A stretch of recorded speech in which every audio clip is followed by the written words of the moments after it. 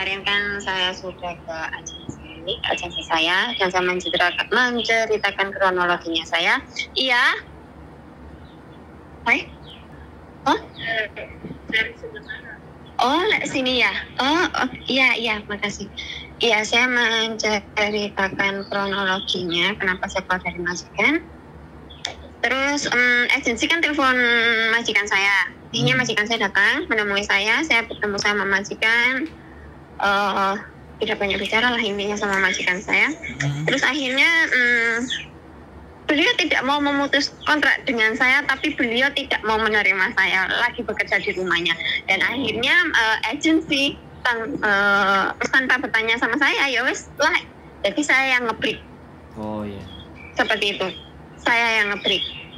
Dan saya nge-break, saya tidak dijadikan majikan lagi sama agensi sini karena dianggap saya tindak kriminal ya, karena sudah lapor dari rumah majikan. Seperti itu, dia tidak mau membantu. Dan majikan juga sudah lapor polisi karena saya sudah keluar dari rumahnya. Dan juga majikan niku damel ontran lek kulo bilangnya saya mengambil uangnya nenek seperti itu, dan beliau bilang ada buktinya, dan saya minta buktinya tidak diberi loh, Pak Sandro. Siap. Tidak diberi. Terus ya sudah, saya ikuti saja permainannya mereka, dan mereka mau membelikan tiket saya untuk pulang, dan tiketnya sudah ada di tangan saya. Jadi hari Jumat saya pulang. Hari Jumat jam 6:30 saya pulang ke Indonesia. Tapi Pak Sandro, saya 5 menit kira. Oh, di sini kayaknya. Iya, tapi saya itu ini loh, apa namanya? Loh, maunya saya kan sebenarnya nggak mau pulang nih. Saya sebenarnya mau cari langsung majikan lagi ke di sini. Siap. Kan seperti itu. Tapi kan agensi nggak mau membantu saya. Siap. Agensi bilang, aku nggak bisa bantu kamu. Aku mau bantu kamu seperti apa, seperti itu. Kamu ya wes lah pulang aja. Kamu ke negara lain saja, kan seperti itu maksudnya agensi saya. Tapi saya kalau umpama minta tolong kenjenengan untuk dicarikan agensi lain, ya saya bisa cari majikan lagi, nopo saja. Oke, kalau sampean bertanyanya ke saya, kita mesti biodata sampean dulu. Sampean X mana, sampean belajarnya sampai sejauh mana, dan seperti apa. Karena sekali lagi sampean belum 1 tahun. Kalau belum 1 tahun, agent itu nggak apa-apa, nggak bisa bantu. Nah, iya. Nah, sekarang yang kita pertanyakan adalah PT-nya sampean, urusan sampean dengan PT kelar apa enggak? Kalau urusan sampean sama PT masih juga belum kelar, ya sampean harus balik ke PT dulu. Oh, berarti kalau untuk mencari PT lain saya tidak bisa ya? Atau mungkin dari Indonesia tidak usah pakai PT, langsung ke agensi seperti itu tidak bisa ya? Duh, ini yang ingin saya ceritakan ke sampean, Mbak. Jadi, agent di Hong Kong itu kalau memproses itu harus melewati PT. Prosedurnya begitu. Karena kalau dari KJRI, sekali lagi dari KJRI itu nggak ada tanda tangan dan cop PT. Soalnya nanti sister datang. Soalnya mereka nanti buka jam 8, tapi biasanya sister datang duluan. Tunggu aja duduk situ. Iya, maaf Pak Sandro, ada itu. Saya tinggal di asrama soalnya. Halo. 8 o'clock. Oh, 8 o'clock. Oh, it's okay because just now. You're gonna go to. Not yet. 8 o'clock. Oh, okay. Maybe half past 7. Maybe half past 7. Okay. Maybe. Yes, okay. Maybe. Okay. Iya, maaf Pak Sandro. Soalnya saya itu tinggal di asrama sekarang, itu di Home of Love. Sama Pak Dedik ditaruh di sini. Ya nggak apa-apa, bilang aja, aku tolong ya sampean minggir atau di mana kalau mau telepon sama saya, biar sampean jelas gitu loh. Iya, saya sudah minggir. Iya. Bisa minggir, nggak dari mereka. Iya. Jadi gini nih Mbak, Iya. sampean harusnya tadi itu bertanya sama KJRI, pihak KJRI dan Pak Dedi. Jadi mereka bisa ngasih solusi nggak? Makanya itu kan kenapa saya telepon lagi ke sampean. Karena pada saat sampean ditangani sama mereka itu sampai sejauh mana penanganan mereka, saya juga mau tahu gitu loh. Iya. Nah, ternyata kan itu dulu sampean ceritakan. Sebelum itu kalau saya versi saya sendiri saya juga punya, tapi karena sampean gupuh kalut dan semuanya, dan saya tidak ada hubungan sama KJRI, artinya makanya kan sampean saya sampaikan untuk ke sana karena itu memang urgent, karena sampean sudah galau dan semua kalau udah masuk ke sana, di sana ada shelter, ada tempat tinggal, sampean berpikirnya kan jauh lebih jernih. Ketika sudah lebih jernih, otomatis sampean bisa lah. Ketika saat jernih itu, terus saya nanyain perkembangannya, membantunya mereka sampai di titik mana. Apakah hanya sampai menjernihkan kepalanya sampean, menjernihkan sampean agar tidak terjerumus ke hal yang nggak benar, atau sampai berpikir ke next episode apa yang harus sampean lakukan, kan itu. Gitu loh Mbak. Kalau mereka hanya sebatas menenangkan sampean untuk menjadi lebih tenang dan pulang, dan setelah pulang tidak ada solusi lagi, baru saya masuk gitu loh. Jadi saya juga bisa melengkapi, karena nggak mungkin juga sampean posisi kabur terus tak simpen di rumah saya. Itu sangat dangerous itu Mbak, bahaya banget. Ya kan? Saya tidak ada lisensinya kayak yang sampean tempat tinggalin hari ini. Saya belum punya itu. Tapi kalau saya punya itu, saya berani nampung. Makanya kan saya arahkan ke sana dulu. Nah, sekarang saya tanya, penjelasan mereka tentang masa depan sampean itu bagaimana? Apa ya sudah sampean cuman dimediasi dengan agensi, terus agensi udah selesai kayak gitu, terus mereka ya sudah gitu. Itu yang mau saya tahu, gimana? Iya. Kalau untuk sama tadi yang dari pihak KJRI itu, untuk dari pihak KJRI itu tadi itu tidak ada terlalu banyak bertanya ke saya, karena saya Ibu Julia bertanya ke saya seperti apa itunya, saya bilang saya udah dikasih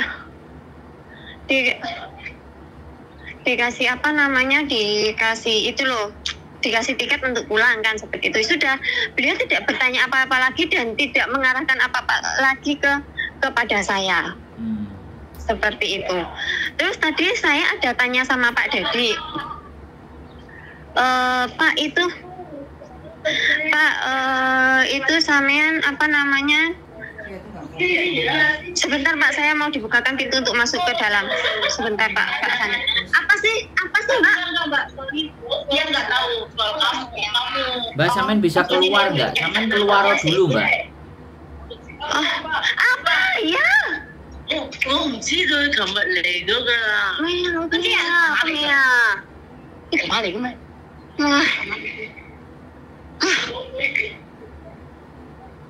Halo Pak Sandro, manggil-manggil nggak jelas. Ya sampean keluar jangan di area mereka kalau ngomong. Kan bisa, aku penting sebentar. Nanti kalau cari aku setelah aku telepon, kan bisa ngomong kayak gitu. Iya, enggak, soalnya ini kan pintunya jam udah itu sebetulnya tadi saya nggak bisa masuk karena saya kan nggak bisa bicara di dalam sama Pak Dedi, kata Pak Dedi. Jadi saya bicaranya di luar, tuh saya dikunciin pintu terus dipanggil-panggil, nggak tahu apa itu mereka. Iya Pak Sandro. Jadi tadi saya bicara sama Pak Dedi itu gini. Pak, saya kan katanya agensi sudah dilaporkan ke kantor polisi karena saya keluar dari rumah majikan. Dan majikan juga menuduh saya itu ada ngambil uang nenek dan bilangnya ada buktinya. Tapi saya minta buktinya tidak dikasih tahu. Dia cuma, itu pokoknya kamu ngambil uangnya nenek, hanya seperti itu. Saya kan bilang gitu. Dan saya tidak merasa mengambil. Itu apakah saya, kalau sudah dilaporkan itu apakah saya di blacklist, tidak bisa masuk lagi ke Hongkong atau tidak Pak? Terus katanya Pak Dedi tadi, kalau kamu memang di blacklist atau tidaknya, nanti kita besok ke kantor help. Saya besok ke kantor help sama Pak Dedi. Kalau memang saya di blacklist, nanti kantor help itu akan membantu saya untuk mengajukan biar saya tidak di blacklist, biar saya bisa bekerja lagi ke Hongkong, seperti itu. Dan saya kan masih ada waktu untuk besok 1 hari sama Jumat siang, kan saya terbangnya kan Jumat jam 6:30. Jadi saya masih ada waktu besok sama Jumat siang untuk mencari agensi, seperti itu. Jadi saya disuruh cari agensi sendiri di sini. Terus nanti kalau memang saya ada majikan di sini, saya bisa interview lewat rumah, bisa mencari majikan lewat dari rumah dari Indonesia sih, seperti katanya Pak Dedi, seperti itu Pak Sandro. Nah ya berarti kan sudah benar.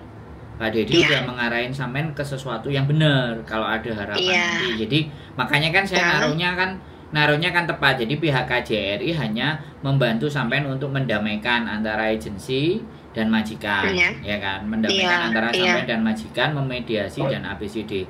Terus untuk persoalan sampean dituduh mencuri dan segala sesuatunya, dan nanti akan ada blacklist, laporan, itu kan kita nggak ngerti, ya. Sekali lagi itu nggak ngerti. Nah, kalau kita mau ngerti, yang pertama, ya seperti apa yang disampaikan Pak Dedi, sampean ke kantor polisi, nama saya ini ABCDEFD, saya keluar dari majikan dan tidak izin. Apakah ada laporan dari majikan yang menginformasikan saya keluar? Dan apa laporannya? Sampean bisa bertanya ke polisi karena itu nama sampean sendiri. Dari situ nanti polisi akan melihat recordnya dari data seluruh. Syukur-syukur kalau sampean tahu majikan sampean itu lapor ke kantor polisi mana. Tapi kalau dia majikan sampean tempatnya di mana, dia melapornya di mana, sampean nggak tahu pun nggak apa-apa. Kalau sampean tahu jauh lebih bagus, langsung confirm. Tapi kalau nggak tahu, sampean bisa ke kantor polisi yang lain. Selama nama sampean dan KTP itu dilaporkan sama mereka, pasti terkonek di kantor polisi yang lain. Oh ini hilang. Nah, kamu dilaporkan tanggal sekian gini-gini atas kamu kabur aja, bukan mencuri uang. Tapi kalau dari situ dia bilang mencuri uang, nah di situ persoalan. Nah, sampean mau sebentar, saya tak ngomong dulu. Sampean kan bertanya, saya jelasin. Tolong kita sambil saling mendengarkan. Nanti kesempatan sampean ngomong ada, oke? Jangan nyerocos saja ya, oke? Nah, belajar mendengarkan, Mbak. Jadi biar sampean itu jelas petunjuknya nanti, biar sampean itu ngerti sendiri bahwa blacklist itu bukan hanya menakut-nakuti dan sebuah ancaman. Tapi ketika sampean bisa membuktikan ke kantor polisi ternyata tuduhannya hanya kabur, nah berarti kan sampean jadi tahu. Tapi kalau di situ kamu kabur karena dituduh mencuri sehingga kamu supaya tidak ditangkap kamu akan kabur. Polisi akan memberikan informasi. Nah itu juga aku nggak ngerti. Itu prediksi logika saya. Nalar saya berprediksi seperti itu. Tinggal sampean besok silahkan aja ikut sama Pak Dedi. Prosedurnya nanti kalau dari Pak Dedi bagaimana? Bisa dipahami nggak? Sampean ikuti aja sampai seperti apa. Dan ketika sampean ikuti, di situ sampean akan dapat pelajaran. Nah, ketika pelajaran itu kita sampaikan ke teman-teman, sekali lagi itu ke teman-teman, maka teman-teman itu punya pandangan agar tidak memutuskan gampang kabur. Gitu loh. Dengan kabur tidak izin, majikan itu bebas akan melaporkan dengan bentuk apapun. Gitu loh, Mbak. Makanya kan, makanya untung kemarin teman saya, nggak usah sampai sebut, teman saya langsung ketemu sama sampean, langsung kita arahkan yang benar supaya jangan sampai beloknya ke sana. Semuanya bisa dibicarakan. Semuanya bisa diomongkan ya, ada KJRI, ada Pak Dedi yang membuat kita lebih tenang. Jadinya sampai menemukan solusi. Nah, sekarang sampai mau ngomong apa? Kalau besok itu saya sama Pak Dedi tidak ke kantor polisi, Pak, langsung ke kantor HEP. Nanti kantor HEP langsung membantu saya langsung ke imigrasi. Jadi kalau memang saya itu di blacklist, nanti kantor HEP membuatkan surat pernyataan untuk saya biar saya tidak di blacklist, intinya menerangkan ke pihak imigrasi bahwasanya saya tidak melakukan apa yang dituduhkan majikan ke saya, karena kan tidak ada bisa seperti itu. Ya wis, katanya Pak Dedi tadi. Berarti itu lebih singkat. Jadi begini, kenapa begitu? Karena report dari majikan boleh, report dari sampean juga boleh. Jadi apapun yang sudah sampean ceritakan kronologisnya itu ditulis sama kantor HEP. Jadi ditulis juga atas nama sampean, terus sampean tanda tangan, terus itu diserahkan ke imigrasi. Karena dia NGO yang resmi, maka kemudian dia akan membantu sampean untuk mengirimkan itu semuanya agar rekod sampean ketika suatu saat nanti itu datang lagi, imigrasi akan membaca dua report dari majikan dan report dari sampean. Bisa dipahami nggak? Itu berarti langsung sebentar, itu langsung ke imigrasi, ya kan? Tapi kalau sampean ingin membuktikan sendiri, datang ke kantor polisi. Persoalannya seperti apa? Gitu ya. Memang saya pergi dan hari ini saya sudah damai. Dan surat terminate kontraknya dan sampean break itu sampean bawa kalau ke kantor polisi. Biar mereka itu juga tahu bahwa itu di situ juga ada tanda tangan majikan, atau majikan sama sekali nggak tanda tangan tapi sampean ada. Sampean juga punya, ya kan, gitu loh. Karena ke imigrasi besok itu pasti akan juga menyerahkan surat break kontrak tanggal berapa gitu loh. Dan pasti ada juga lampiran dari KJRI, pastinya loh ya, untuk demi keamanan sampean, membersihkan nama di imigrasi itu namanya. Jadi sekali lagi untuk memutuskan kabur itu orang banyak yang jadi repot, Mbak, gitu loh. Iya. Nah, makanya. Iya. Tapi kalau sampean sebelum memutuskan telepon saya kasih tahu strategi sama triknya. Walaupun penat apa sesumpek itu minimalnya ya, aku nggak nyalain sampean karena memang channelku nggak melewat sampean atau sampean nggak pernah nonton YouTube atau memang capek kerja dan semuanya kita nggak ngerti tak. Intinya saya nggak akan menyalahkan. Tapi sekali lagi kita punya smartphone. Kalau kita punya smartphone, yang punya juga harus smart. Jangan phone-nya aja yang smart. Iya, betul. Kalau manusianya yang smart, maka phone-nya itu akan lebih bernilai dan punya manfaat. Yus, nggak apa-apa. Yang jelas seperti itu. Nah, ini tak jelasin lagi berikutnya kalau sampean ke PT yang lama, ya kan? Ketika sampean balik ke PT yang lama, apa kata-kata PT nanti, sampean tinggal dengerin aja, wis mau ngomong apa ya terserah. Nah, seandainya sampean mau cari majikan lagi keluar dari PT itu, otomatis dokumen dan data sampean itu pasti ada di PT itu kan, karena sampean kan belum menyelesaikan tanggung jawab itu. Nah, setelah diskusi sama mereka bagaimana? Biasanya Mbak, PT baru itu tidak mau. Ya, PT baru tidak mau memproses sampean ketika sampean mau tidak menyelesaikan dengan PT lama. Tapi ketika sampai di PT baru, ya udah nggak apa-apa, includekan potongan saya, termasuk mengambil dokumen saya ke PT lama. Biasanya PT baru kalau mau itu membantu sampean negosiasi ke PT lama, dimintalah dokumen, artinya sampai nyilih duit, bantu PT baru untuk menyelesaikan. Itu biasanya begitu. Tapi nggak banyak PT yang mau kayak gitu. Soalnya sekali lagi rekod sampean adalah kabur. Nah, di situ kelemahannya. Tapi kalau sampean ngatur strategi break baik-baik, misalnya nggak suka atau bagaimana, nah PT pasti akan mempertimbangkan. Nah, sampean kan yo ngerti toh, datang tampak muka, ya pulang jangan tampak pantat, kan seperti itu. Nah, jadi seperti itu yang bisa saya jelaskan ke sampean.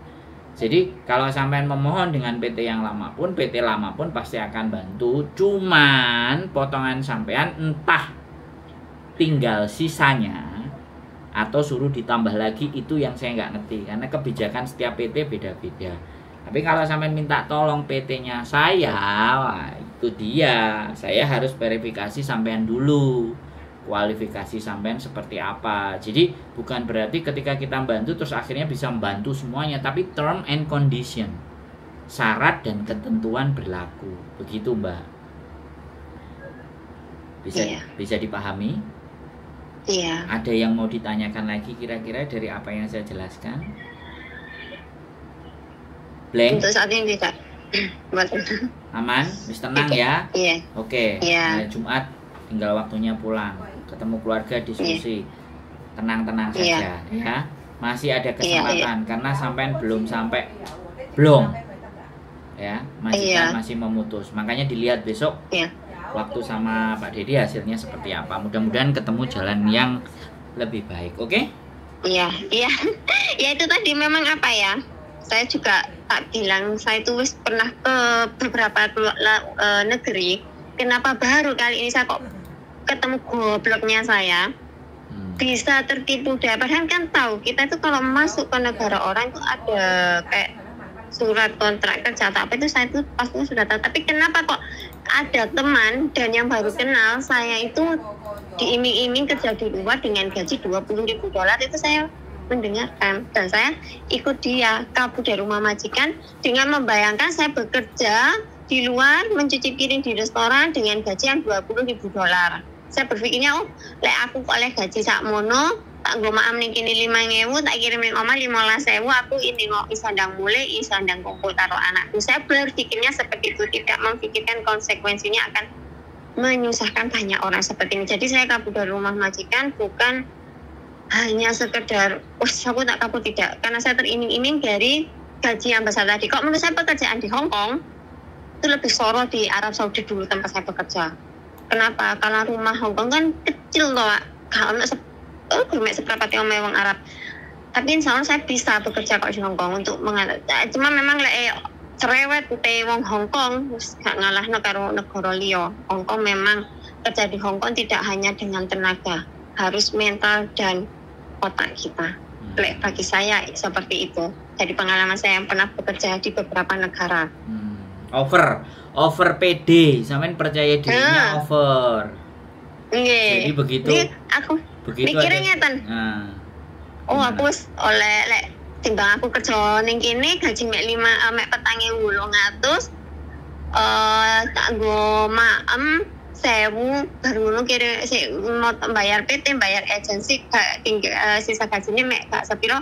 Wis lah lek emang ono gaji sing lebih gede dan itu saya berpikirnya kemarin seperti itu, dan tidak tahu kan bahwasannya lek saya itu kayak mau dimanfaatkan sama orang itu. Memang belum mau dimanfaatkan.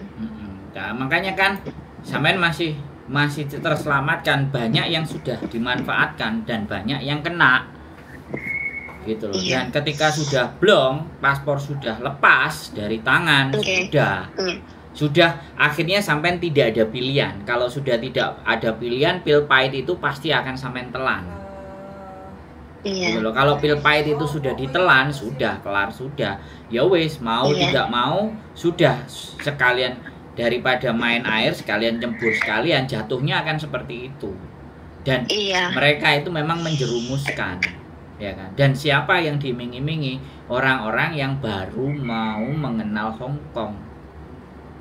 Bahkan yang lama saja, yang lama sekali lagi, yang sudah butek ya. Makanya banyaknya orang punya masalah baik di rumah, baik dengan majikan. Kalau masalahnya itu numpuk, lah depresi itu masuk, tekanan itu masuk. Nah, dewa penolong datang naik kuda, ayo tak bantu kamu, nggak ada masalah. Nah, dibantunya adalah dibantu untuk kabur gitu, dengan iming-iming dan segala sesuatu. Karena orang di Hong Kong itu kan cari uang.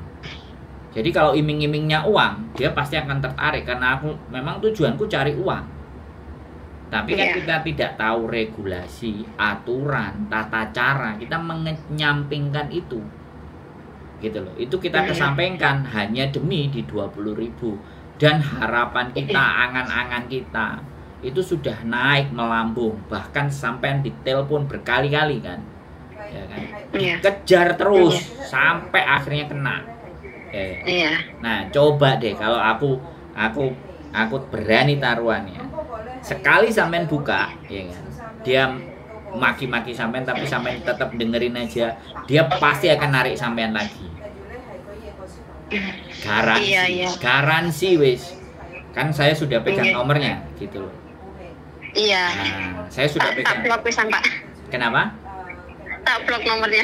Nah, iya nggak apa-apa. Saya hapus ya. Nah, jadi gini Mbak. Jadi saya bercerita sama sampean, ya kan. Modus seperti itu nggak 1-2.